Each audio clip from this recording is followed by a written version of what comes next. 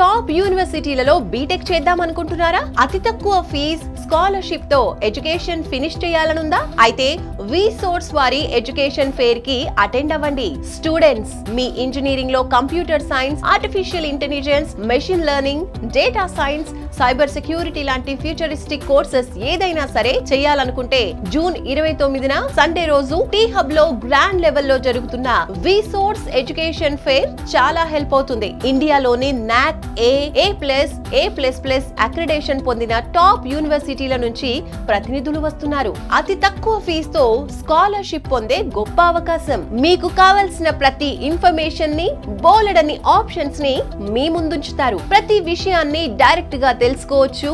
మీరు కోరుకున్న క్యాంపస్ లలో జాయిన్ అవ్వచ్చు.